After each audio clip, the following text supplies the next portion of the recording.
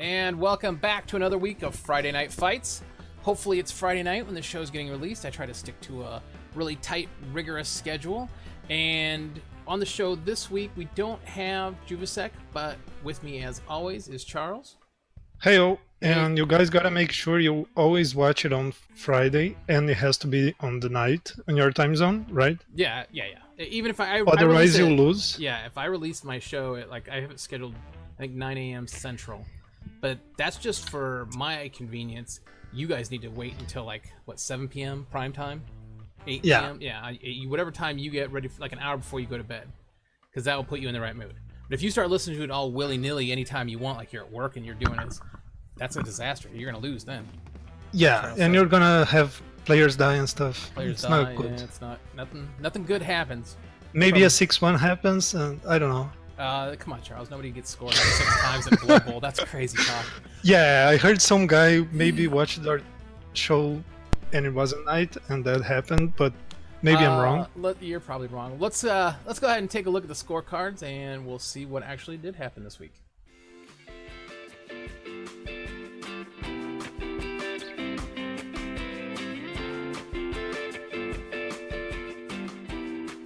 And welcome back to Friday Night Fights.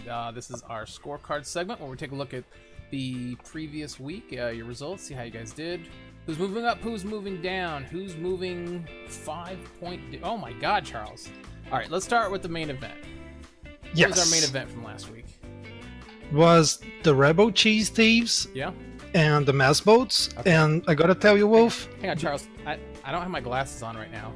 And I'm seeing a weird number here. Hang on, let me grab that. Yeah, I think there's a glitch. Oh, I got my glasses on. What's this? 1 to 6? What?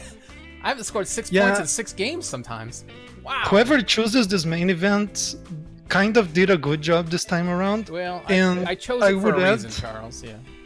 I would add that person who chose the main event also was the only one who picked correctly the winner.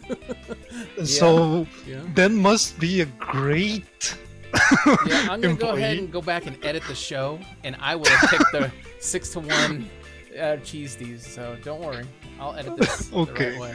My goodness, that is an insane amount of scores. Now, luckily, we have the coach of the losing team on later tonight, and maybe he can give us some insight as to what happened here. Now, did you get to take a look at this game? Yes, I want to go in depth. I'm not going to go through all of touchdowns, so let me just race it a little bit. Yeah. So the Reds show up, and one turn, they have no fear of getting damaged by Elves. They just score a touchdown. Yeah. And then the Elves, they repeatedly do not count the Sacker Abundance movement. Yeah. So the way you get safety against a Ret like that is only if he doesn't have enough movement points to get you. Right. But if you don't do that, he can go anywhere. With the right dice, Reds can do everything. I said on the preview that you should not expect Reds to be fair, because the only thing they have is the fact that they can do those sorts of plays. So this guy, he sacks the ball twice, he picks up the ball, he scores a touchdown, he kills a player in the process. He can red dice, pick the ball from you, and then the Elves did get unlucky on 2 failed counter sacks, but that's not really the excuse, because the first half ends in 4-0 just with the Reds scoring fast and taking the ball 3 times and scoring. And then on the second half, the Elves turn over on the first turn. The Reds take the ball, the team's trade sacks. Again, the Reds score. The Elves finally get one back, and the Reds close it out, failing a 1-turn touchdown, but the ball was far enough that they actually scored, and then that's a 6-1. And that goes to show to everyone that you shouldn't trust that the Skaven will fail 3 pluses and 2 pluses. You should make it more difficult for them. Yeah, that's weird. When I play Skaven, I always let them score first if they get the ball, just so I can have 15 turns to grind out 2 more points. This is a brutal one, but like I said, we'll talk to Coach later and we'll see what he was thinking on his end. That is a lot of skill points for both players, but I mean, almost 31 for the Cheese Thief is insane. just yes, it was insane. I mean, yeah, somebody's got to either kill the Paneer, or this division is pretty much over if he just gets to do this to anybody. I mean, and you gotta add abundance to that now because he just had a great. Oh yeah, he's week. got 9 skill points off that. Oosh. All right, yeah. That must have been a heck of a game. Let's go take a look at our next result. Who do we have up next, Charles? Bring Out Your Undead, winning 2-1 over the Scapop Skaven. Scapop Skavens, 2-1 loss. Throw Raw gets MVP. Gutter Runner gets MVP. Bring Out Your Undead just held the ball 81% of the time. Nice. And skill points pretty much average, close to 9 points, or just a little over 10. And dice rolls looking fairly average. I don't see anything that stands out crazy here. And yeah, only thing Juvsek, who watched the game, told us is that the Reds actually had the ball. They stole it at turn 13, but they throw a GFI and they get a 1 in 36 there. They had a reroll for the GFI and they fell. That's why they were not able to win. That's a bummer. Right. Nice win though for Bring Out Your Undead, the tricky Tomb King. I always call them Tomb Kings. That's how I grew up on them. What are they called now? Camry. Camry, right? All these fake names. I believe it's their first win. After drawing twice, they get their first win. All right, cool.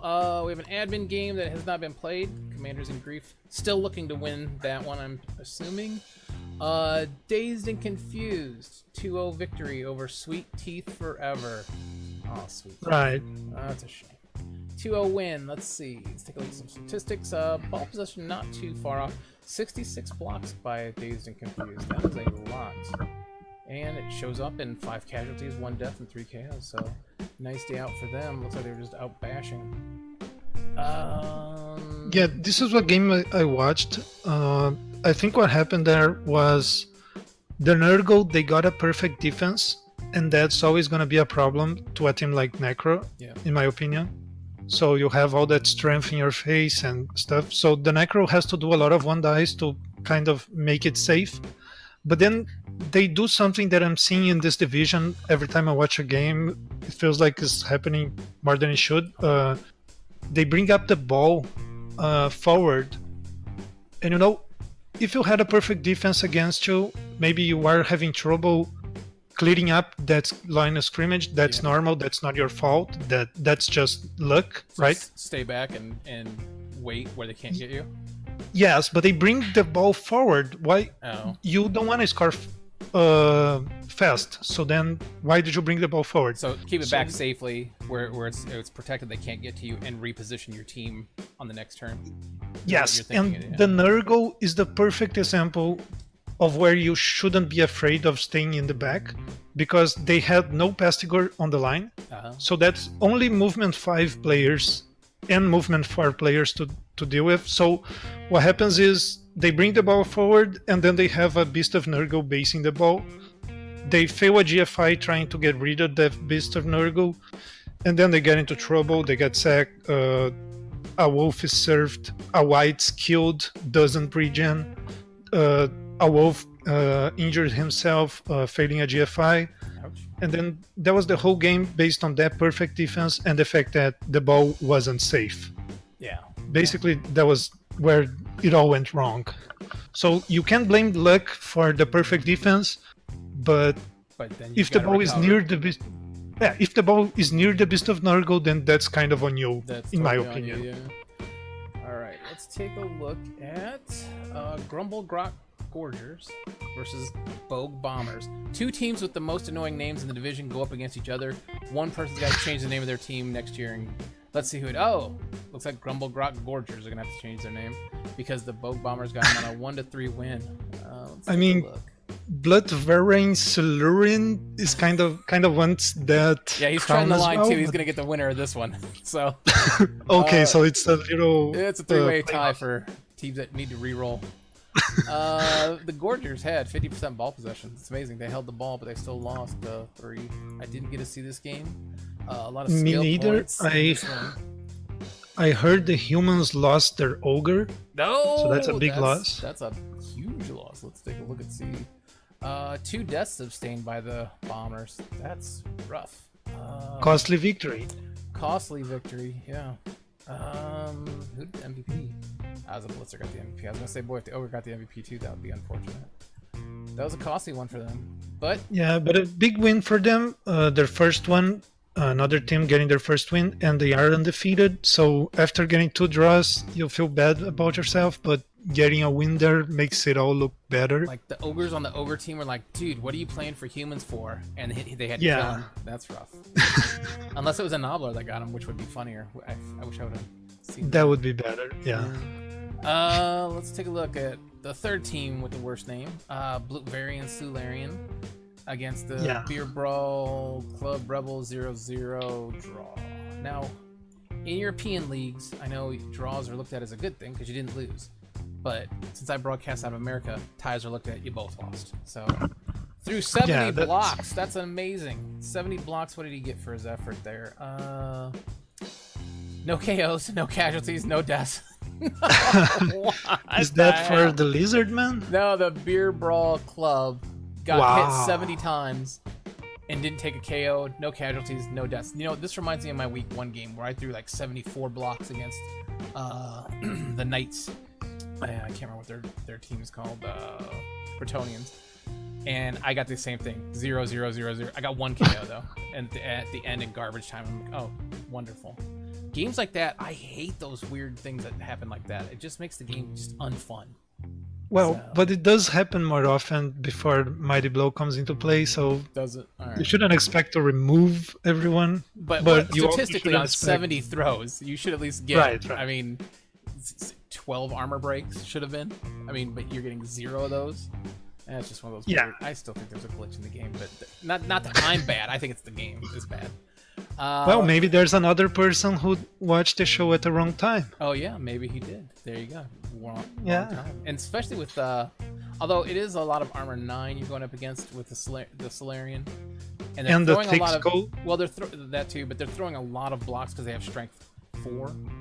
So it's just one of those weird turnarounds. Let's take a look. Draktar squad. You're in 4th place for weird names that I can't pronounce.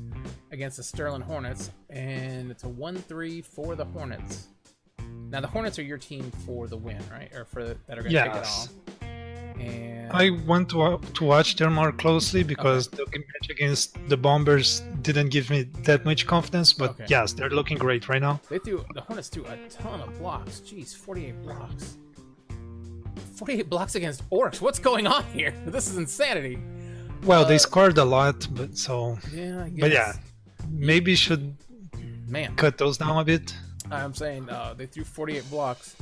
That's a lot to be basing up with Orcs, and if those Orcs had Mighty Blow, this game would have been a lot different, I would suspect, because the Orcs threw 42 back at them. So right. That is a crazy amount. The Orcs picked up a lot of skill points. Not a bad day, and the Sterling Hornets, not a bad day for skill points either.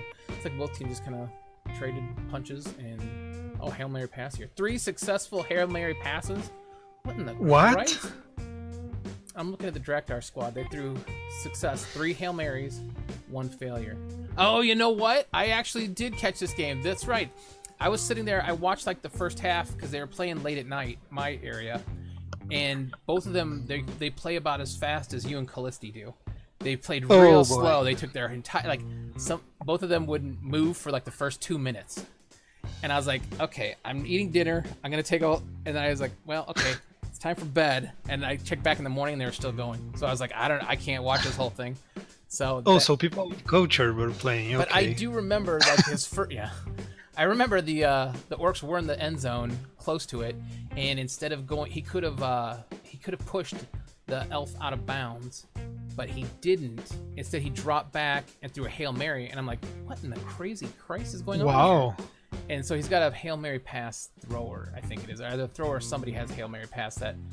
I think he set that up on purpose because he did a lot of stuff like he just kept falling back, and then chucking it. But obviously, you gotta make use. You can't do that with elves. I mean, that's so weird to do with elves because they're gonna get to the ball faster and they're gonna pick it up more reliably. Well, 1-3. So that was an interesting game. Like I said, I only got to watch like the first 3 turns, and I was like, I can't go any further, guys.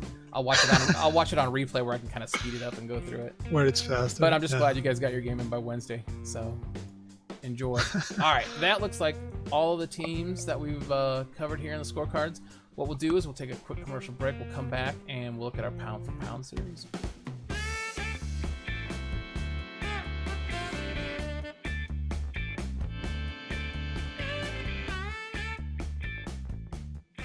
And welcome back to Friday Night Fights. We're going to take a look at our pound for pound series, but up first we're having a quick look at Juvasek's CompuBox stats, where he takes a look at the stats. Now, as I said earlier in the show, Juvasek is out. I guess it's a holiday in Greece. I don't know. All right. I don't know. Do you have any idea what holiday they're celebrating? I think they have a bigger Easter. Oh. That's it. Where they take time off work? It seems so. It seems they have like 2 or 3 more days of Eastern than everyone else. Well, this is the point in the show where if Juvasek was here, I'd make fun of Greece, kind of like I'd make fun of Brazil. But he's not here, so I will not make fun of Greece. All right. I'll make fun of Brazil instead. All right. What do you have for us then for his information, Charles? Yeah, what we're seeing right now is, of course, the Rebbl Cheese Thieves with 11 touchdowns so far in the division. It's far and away the biggest one. Second place is the Bong Bombers with 5. Oh. So number 1 right now is scored more than twice the amount of second place. That's amazing. Yeah, so he's got to kill him, right? There's no other way to get around that. Yeah, the only way to answer that is by killing. But the thing is, he's already been killed a lot and he's still scoring. So I don't know what to do, people. You better hire an exterminator. All right. Yeah. And then the second interesting stat we bring for you today is the Ogre team, Grumble Grok Gargers. They have 14 casualties inflicted, or injuries inflicted. That's much higher than second place. They're very dangerous if you're facing them. Be aware. So stay away from those big boys and kill the little rats. Gotcha. Yeah. All right. And also, Juvasek sent us the heavy hitters for this week. Okay. That's a lie. I chose them, but let's pretend like. And these are our heavy hitters for the week. Fred Albanian, the Beast of Nurgle. I thought it was a rare performance by a Beast of Nurgle. He based the ball carrier, did force the opponent to turn over. Then he had a big tentacle play where he made the werewolf stay in place to be surfed later. He got that surf. He stopped blitz at the end of the game to go to Neil with his tentacles again, and I think I only saw him go stupid once in the whole game, and it was very late. So his excuse for that, it was a big performance by a player that has a lot of potential. Yeah, if this guy gets blocked, he's going to be an all-star. Jeez. Exactly. That's going to be like the most interesting player in the league, I think. Yeah. It's annoying as hell, but it was a big performance. And then the other heavy hitter for the week is Abundance. Couldn't be different, in my opinion, because he was part of that 6-1 victory. He got 3 sacks. He scored a touchdown. He killed the ball carrier one time. And it's just... It's a lesson to everybody in the division. Do not let this guy run through your team. Yeah, don't sleep on him just because he's got the paneer on the other side. Right. And, 3 sacks, 1 kill, 1 touchdown. That's more than my team did all week, so props to that one player. Jeez. All right. Good deal. All right, let's take a look here and see if I can find that. All right, these are the pound for pounds. What we're going to do is we're going to take a look and see who's on top, who's on bottom, who's moving. Yeah, of course, the top team I chose is number 1. Good. Well, you chose them. You know they're going to die soon, so that's a good thing. Sterling Horks maintain the lead with 7 points. Although the Cheese Thieves coming on strong and closing that touchdown difference. Man, they're up 5 touchdowns. And also stopping the mass boats on their tracks and surpassing them on TD differential. Yep. Other than that, it looks like everybody else with 1 win so far. and a few of us at the bottom. I know I'm at the bottom of my division too. Lizardmen, Ogres, Skaven, and Orcs. So not out of it yet, but you gotta really turn this thing around now because third, fourth game it starts to it's starting to set in motion your trajectory. If you don't turn another loss might change your outlook on the competition right now, so every game counts from now on. Yep, and there are a few teams that have to face, like if you have to face the Cheesties, you're hoping the guys before you do some damage to them before they get to you. Or the same thing with the Ogre. The Ogre team, no wins, but lots of death. You don't want to face them either, I guess. So there's no easy path to victory in this division. It's good to see that there's a nice wide range of teams. Yes. I like to see it as well. Let's take a quick commercial break. We'll come back and we'll take a look at our contender series and find out exactly what happened in that game that everybody's talking about. We'll be right back.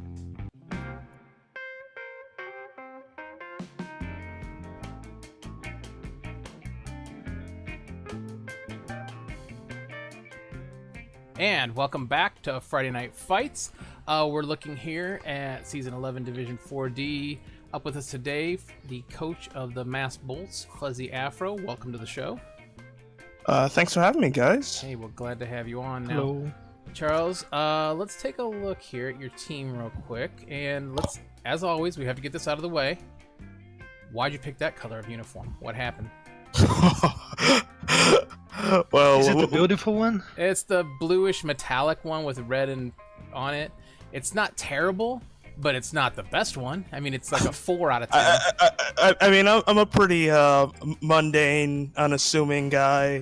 I tend to pick uniforms that are simple, pedestrian. Yeah, I gotcha. Yeah. I like that. Yeah. Yeah, it looks like something you could pick up at like a Walmart or something. Like at a JCPenney, like you said. Yes, like at a JCPenney catalog. You were like, I'll take it. It's good enough. It gets me the interview. Hey, look at you changed your get this look at JCPenney. Nice. Look at you. You became our #1 fan now. You're going to win tons of awards this season. All right. Let's take a look at your team roster and see how it is. Now, where are you from? Where are you playing out of? I'm currently playing out of New York. Okay. Let's take a look. Well, you got a bunch of players from New York, which makes sense because New York is a huge state or a huge population. Anyway. Well, there happens to be a lot of. I don't know why there happens to be a. I hear there's a city over there. I don't know. That's what I hear. City, Charles. That's where people get into large groups and they live. Right. In Brazil, we don't have those. No, you have shacks and villages and huts and stuff. Yes. We just developed a computer and it only plays BloodBowl. Yep, that's true. Let's take a look at your team now. You've got one blitzer. Now, normally, there's 2 blitzers. Okay. This should be. You've got them out of order. How dare you? You're tricking me here. Yeah. All right. Nice. Blitzer with tackle, block. They start with a catcher, blodge, lineman. What's that lineman got? He's interesting. A leaping lineman. Yeah, let's go through him first. All right. Why the leap first? Why the leaping lineman? What's going on? I wanted to see if, an interesting thing with my next matchup. It's a bit of an experimental player. Okay. I wanted to see, basically, because I think I've seen the Orc coach before. I don't think they were able to get at least enough pressure or make the Orc coach uncomfortable. And so I wanted to get the lead player, maybe not necessarily has the same success as a War Dancer, but just a player. Get in the backfield and harass the ball? Yeah, just a player for him to account for. Gotcha. Just so he has to think about it. I like it. Yeah. You got some wrestle linemen here. I assume that's just for cage busting or getting it's a cage busting, but wrestle. I generally like wrestle. Well, I mean, not really bashy team anyway, so I don't like standing up, and wrestle's pretty reliable if I need to get the ball down and stuff like that. Yeah, and you got that on your catcher as well. I really like the catchers on this team. High Elves, they're really good. Guard on a lineman, was that a double? Yeah, that's a double. That's a double. All right, that's going to be very handy. Kick. Now, are you using kick just for ball positioning for deep kicks, or are you looking for blitzes? What are you doing? It's really all depends on, let's just say, the matchup or how well I know my opponent beforehand. If it's Orcs, I know orcs are slow, or dwarves and slow, and it's going to take them a while to cage up and really protect the ball. So a deep kick would work if something like the elven coach or the skaven coach with low armor and such, or if I have a game plan, I might kick it short. It all depends on the game plan, the situation. I'm really a situational player. I got you. And I just like having a lot of utility players. All right. Now, Charles is our resident elf coach, so I'm sure he's got tons more questions about elves. Me, I could care less because I hate elves. I hate them so much. Well, I actually have 2 questions. Like, you have most passes in the division, so can you talk to us about, are those vanity passes? Is your offense moving through passes? And are you taking more damage because of it, or how do you feel about it? Well, through the first couple 3 weeks, I mean, the second week was a bye week, so it wasn't really. I mean, what do I think I did about like 7 passes through 2 actual games. Yeah, in which that's actually quite an insane number if you think about it. I mean, I started. Let's just say I played probably about like 6 actual games I had time to play throughout the Eurogamer and the Open Invitational. I probably averaged about 1 pass a game. I'm generally, if simply passing is usually a secondary option. Sure. Unless I feel the game situation falls short. If I do necessarily a risky pass, it's not going to hurt me. Let's just say week 1, I've had experience with my opponent week 1, and so I was willing to take a few more risks that in passing that I normally wouldn't take against opponent I had no idea play or play before, because I was a bit more familiar with the opponent before. Okay. And so I probably threw a few more passes than I normally would. I mean, and a lot of those passes were simply just to basically a 3+ pass, or maybe a 2+, a 3+ pass to get it on a person that moves so they can move out of a tackle range or be in a stalling position or whatnot. I wouldn't just pass out of. Did you come from the Eurogamer then article? Yeah. Yeah, it seems everyone from the division came from Eurogamer. Pretty much everyone so far. That's amazing. Let me. Oh, and go ahead. The other one, I think we gotta talk about the elephant in the room. Yeah. What happened in that? I was just gonna ask what happened with the 1-6 game here. Well, my entire game plan was to, frankly, whether I won the game or lost the game, I'm a little bit more concerned about development of the team, and so trying to grind out I didn't see it was very appealing. Especially since throughout the entire Eurogamer in the first 7 games, I've only gotten 4 Kazes with a set number of punches. So I really wasn't confident that I was gonna, let's just say, randomly dice a Skaven team at that point in time, simply because of the tendencies. So I pretty much opted out of a shootout. So my entire thing was kick the ball short, make him use his 1-turner a lot, and make him blow all of his rerolls.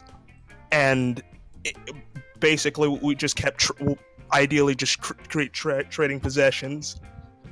And so eventually we may get to like a 2-2 or a 2-3 or at some point he might use his wizard to make something. But eventually at some point, because I know because he's afraid of without the storm vermin, he's been neglecting his line of scrimmage blocks. Yeah, I had a feeling that he was going to do that again if I gave him necessarily the option to do that. Then I felt that just making it a very a multiple possession game would probably net me not only more SPP, but it would certainly make the game a lot easier to win, especially with the wizard, if I gave him on defense and try to grind him out. Because so let's think about this. If you could do that over again, you would probably not do that again, right? Well, I mean, that's not really results orientated. If you think about I mean, if you think about it, it really came undone simply. I just got a little unlucky, in my view. I mean, a 2+ through tackle, a GFI, and the 1 in 9 result that ends in a 1 in 8 scatter, which ends up at catching, and then your 3 dice doesn't knock him down, is a pretty ridiculous thing to count for, frankly. See, I think I would have just tried to bash the Paneer. That's all. That would be my entire strategy throughout the entire division. Is that guy has to die by the end of the division, the run. I mean, I guess you hope somebody else does it, but that guy cannot be continued. So I mean, he could randomly just die on a going for it. I could randomly just punch him too. I just figured that I'm an elf team. I won't get SPP. so I think I'm more likely to get SPP from a touchdown or a pass than just randomly casting. All right. And, I feel that, yeah. And what's your goal? I mean, you've got 2 wins now. You're doing okay. You're split 5 and 5 for your statistics, like for wins and losses so far. What's your plan going forward? Are you just looking for development? Are you going to try to win the division? What are you planning on doing? I mean, the first goal is since it's really just we're not even halfway through the season. It's I think development is a priority 1. I mean, it's one thing getting to the playoffs; it's another thing getting deep in the playoffs. Yeah, first season team is always gonna have trouble. Cool. Anybody you look forward to playing that you have coming up, or anybody you've played already that you did not look forward to? I mean, I really am not looking forward to any matchup. I'm really focused on, or at least focused on the opponent that I'm playing next week. He seems I've seen him play. He's made some. I wouldn't say great decisions on defense, but his offense, at least fundamentally, isn't terrible for Orcs. He seems to know how to move the ball. Well, I've got great news for you. We've got him on the line. No, I'm just kidding. That would be awesome, though. That would be awesome. Because now you just talk, and he's going to kill your star player. I can feel it. That's how Blood Bowl works. Oh, all right. Charles, do you have any other questions for our guest today? Not really. How happy are you with that Mighty Blow Blitzer? Yeah, the Blodge. Probably like piling on, to be honest, as well, or even something else. But I'll take a Mighty Blow for right now. Yeah, absolutely. Sure. All right. Well, thank you for joining us. Good luck with the rest of the season, and hopefully you keep your players alive and they don't get killed now after this interview that you've just inflicted them. Yeah, I'm really hoping he doesn't shit my boots. All right. Good luck the rest of the season. Take care. See ya.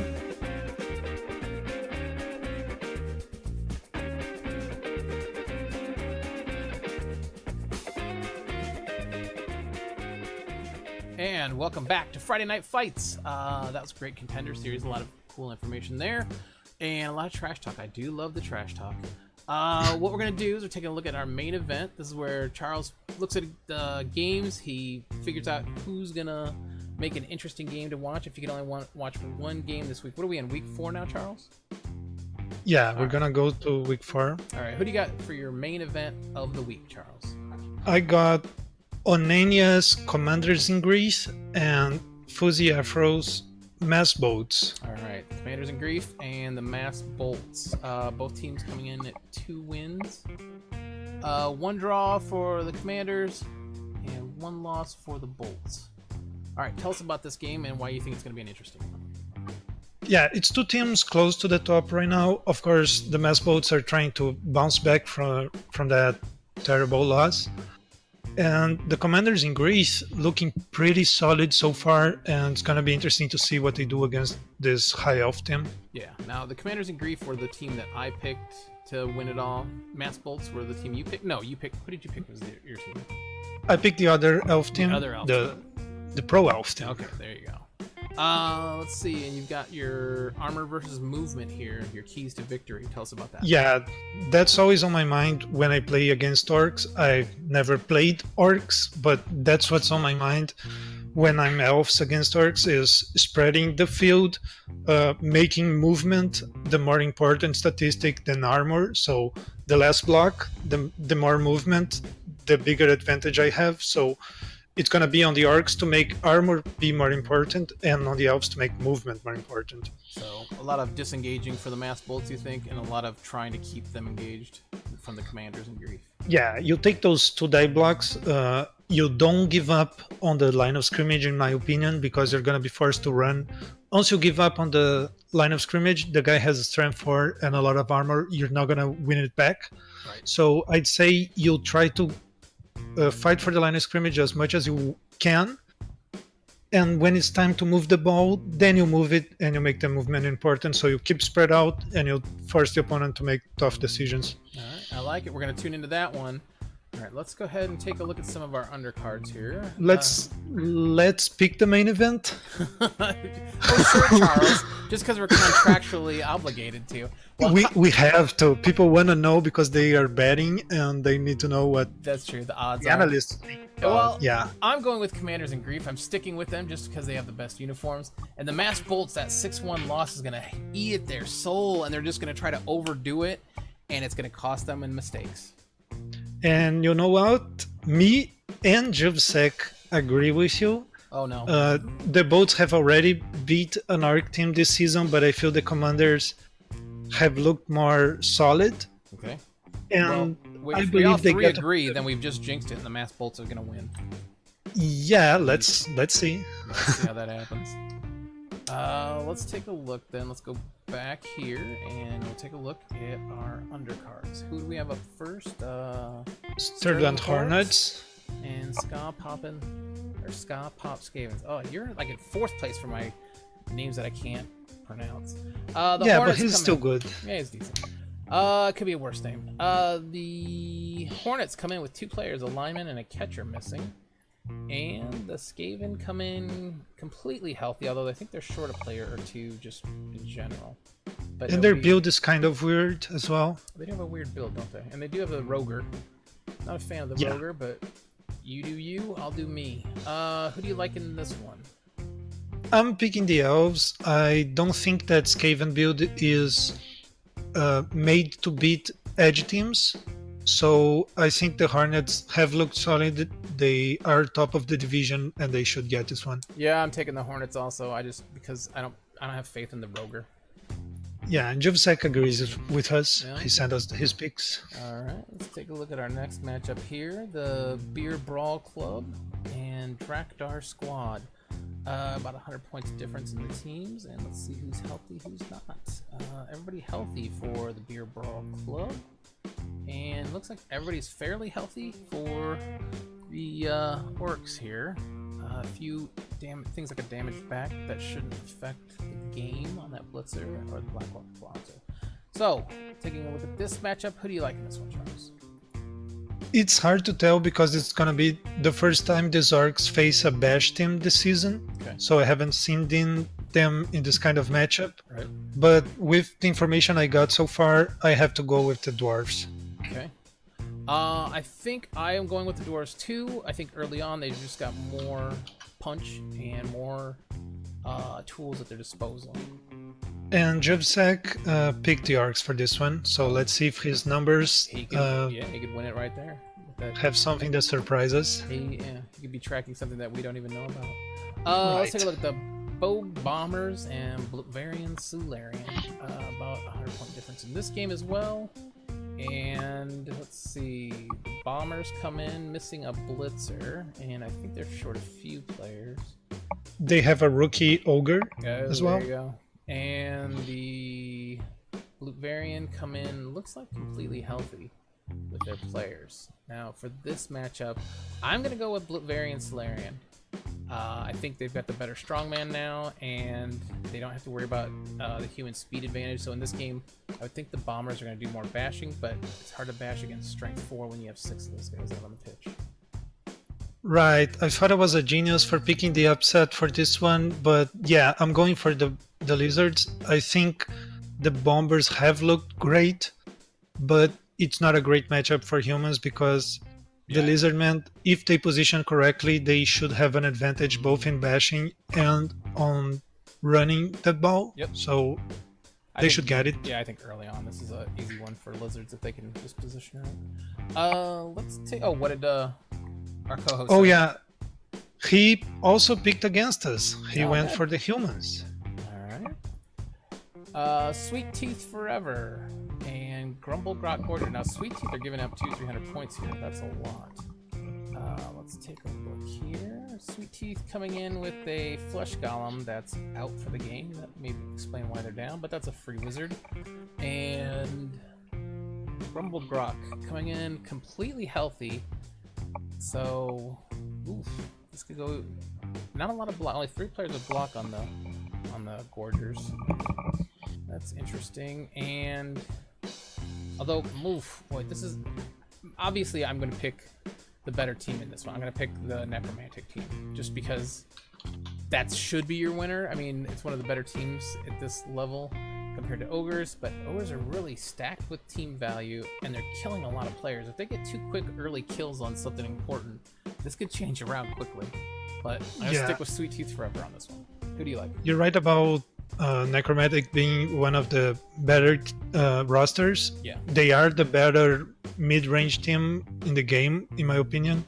But I'm picking the Ogres here. The Necro are gonna miss the strength from the Flash Golem, and they also have no tackle to harass the Nobblers. Okay. So I think the Ogres could put on a beating early, and the Necro will not be able to recover.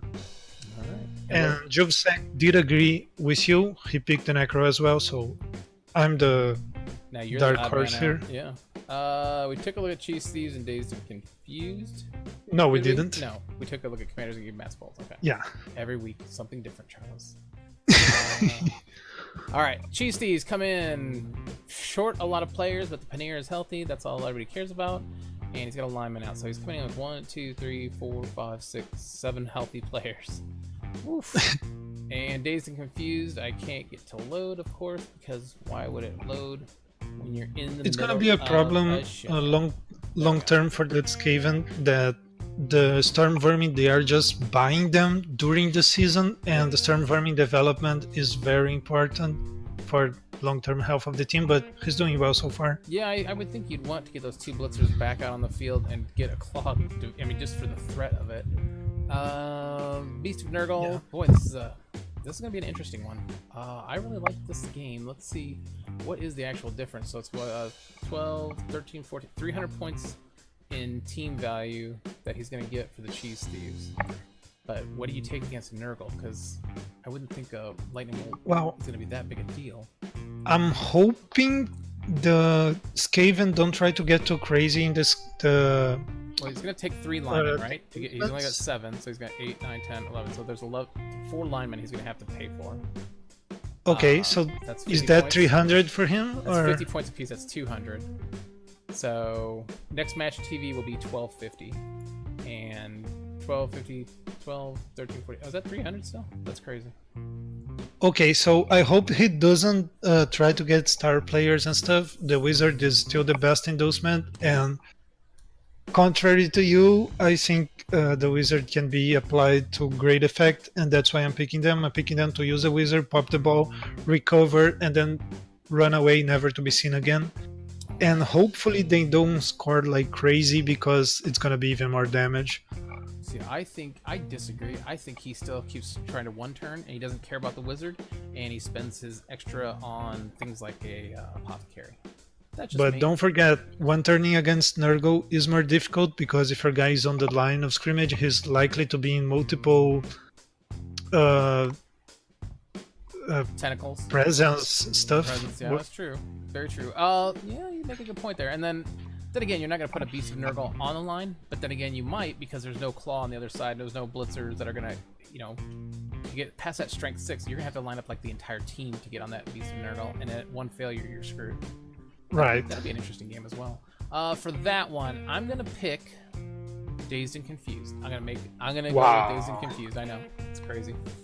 So I'm the only one picking the team who just won 6-1. I see I'm making a pretty penny on the bets right now. Yeah, I see them scoring once early, and that's it. And then Nurgle does Nurgle stuff. And what Juvasek pick?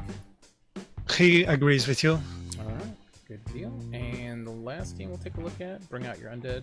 Oh wait, that's an admin game. Yeah, So, it's a bye week. Again, I'm gonna say the admin team has a real chance here, but we'll have to see what happens next week. One can only hope. Yeah, I know. One of these days, I've heard that the admin teams have come close to winning before. Like there was some kind of weird mix-up with the. Oh no, that was just the admin team got ahead of an actual team because the admin team had not lost a game, and so when you looked at the standings, the admin team was ahead of actual players. So one can only hope that happens. They only lose 1-0, so if you lose by a big margin, yeah, if you lose 6 points, 6-1, you could be in trouble. All right, let's take a quick commercial break. We'll come back and we'll wrap up the show.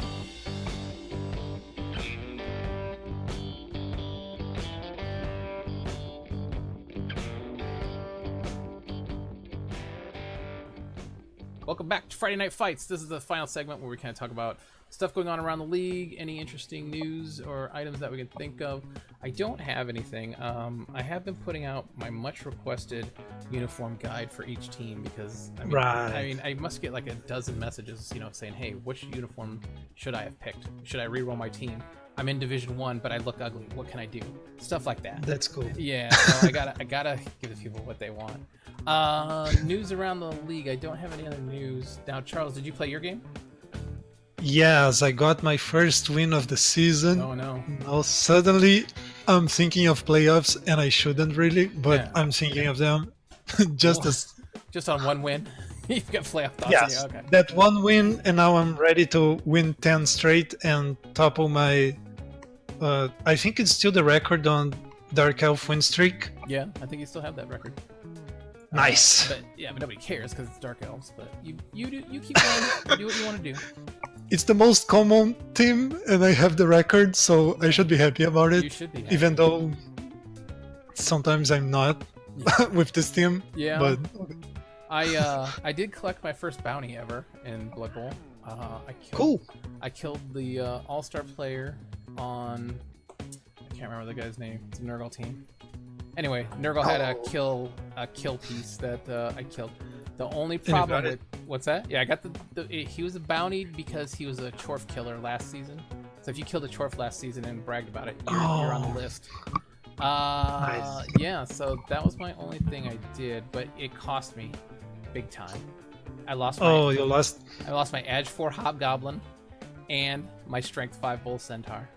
So Yeah, the Bull Centaur hurts, the Hobgoblin not so much. I think I'm of a different opinion. I think the Hobgoblin hurts worse. Who cares about the ball, man? You do make a good point. I gotta cut this guy now. That's a shame. He flew too close to the sun and burned out too quick. Yeah. Nobody's ever heard of such a thing, having 2 Strength 5 Bulls. That was unheard of. He was too special for this world. It was too special for my terrible coaching. I played the worst game I've ever played, Charles. I was terrible. You get scared of the damage. It's in your mind. I know. I was so nervous. I was like, oh my God, what am I going to do? I don't know. And I was like, in fact, I had the ball on offense, and I set up in my defensive position. And everybody on the stream was like, what are you doing? I was like, oh God, what am I doing? No! Oh my God. I was so worried about getting killed. And then I was like, at that point, I was like, screw it. I'm just going to try to collect the bounty. So I got one bounty. He had like 2 or 3 players that were bountied. But it works. So don't hold out hope for me to make the playoffs. I just need to keep developing. What are your team? You got to rebuild that thing or what? No, my team always looks about the same. Some great players, and the linemen end up paying for those great players. Rely on a couple good players and a lot of BS dice. I hear you. It's not what I want, but it's what I have to do. It's what you deserve, is what it is. Yeah. All right. Cool. Well, hope you guys enjoyed the show. We'll catch you next week, I guess. See ya. Yeah, see ya.